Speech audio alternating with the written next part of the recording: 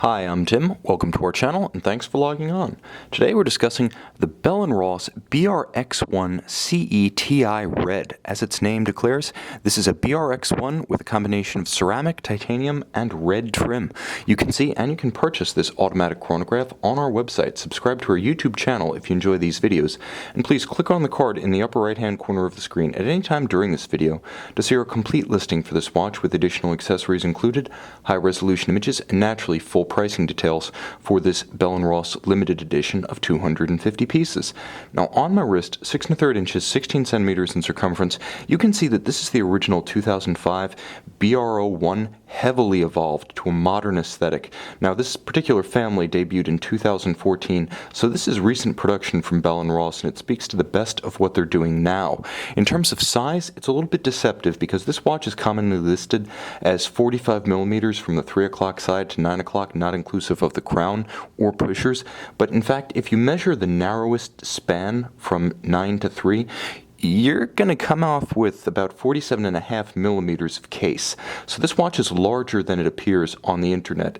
Its listed size is not its true size. Now, lug to lug, it actually becomes a little bit more reasonable once again. 53 millimeters lug to lug on a watch of this size is not excessive, and because it is a cushion case more than anything else, it's actually a perfect square. You can see that because it is that shape, it sits lightly on the wrist, and the lugs are very short, strongly downturned, so they don't extend over the edge of the wrist so much as they slightly taper down and around the wrist. In terms of thickness, well, there's no two ways about it. The watch is thick. 15 millimeters thick. Its irregular case flank actually helps a sleeve jump up and over it. So while I don't say you could wear this with a tight dress cuff, you can wear it with a sport jacket or blazer without any kind of undue encumbrance. Now the case itself is more substantial than you might expect. I say it sits lightly on the wrist, that doesn't mean it's light. Despite the profusion of titanium, ceramic, and rubber, it's actually a hefty timepiece, and perhaps that's a reassuring measure of substance for those who prefer their watches to feel such on their wrist. When you're buying a luxury product, you don't always want to feel like you're wearing a Swatch or a Skagen Ultra Slim. Now the strap is a beautiful piece, nicely made, it's full width, so the watch isn't going to have a tendency to want to torque side to side on your wrist. It's nicely supported by the width of the tapering strap. And on the underside, you'll note that the strap does have an evacuated or scalloped out area to allow heat, sweat, grit, moisture to escape the wrist on a hot day. It also features a highly stylized rubber inset pin buckle for easy on-the-fly adjustability, but you can see this is not a default design. It has been self-consciously and nicely styled. Now, the case itself, as I mentioned earlier, is a bit of a materials hybrid. The namesake of the timepiece, the case is actually a band of ceramic, and this includes the lugs around the flanks. And then it's titanium on the top, on the bezel, and on the case back. Now the watch also features a skeletonized, or I should even say more open-worked than skeletonized dial. So it has the characteristic two sapphires. There's the cap sapphire over the whole dial, and then there's the sapphire on which the sub-registers, the corporate marquee, and the hour indices rest. It's beautifully revealing, and you'll note the pushers, which I should mention are an absolute joy to use, one of the best cam-operated chronographs I've experienced. But you can actually see the operation of the dial-side chronograph module when you actuate the pushers.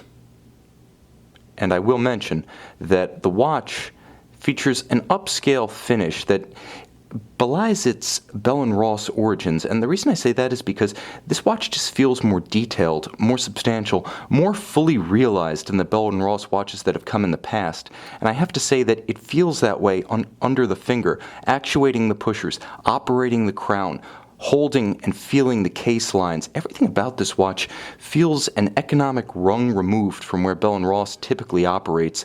So I really feel like this is a fantastic buy pre-owned because it represents the best of what bell&ross is selling on the new retail side. And if you're familiar with the older watches, you need to really experience this watch to realize how big a step forward the company has taken in manufacturing quality and design detailing. Now in terms of capabilities, the watch is powered by a ETA 2892A2 movement. That's right, they haven't gone to Salida yet. You're getting that with the Dubois de Praz 2000 series vertical clutch chronograph module, and the advantage there is that if you like to run your chronograph continuously to have center seconds rather than watching sub-seconds, the vertical clutch means you can run it without any additional wear and tear on the movement. Now it's automatic winding, in bidirectional fashion, so it doesn't have that unweighted unidirectional rotor wobble. It does feature a quick set function, 42 hours of power reserve, and hacking seconds, so when you unscrew the crown, you do stop the balance, halt the seconds, and you can synchronize to a reference time. And although Bell&Ross in general is associated with aviation, this watch's 100-meter water resistance means that it is quite adept at taking to the surf, not just the turf or the air above.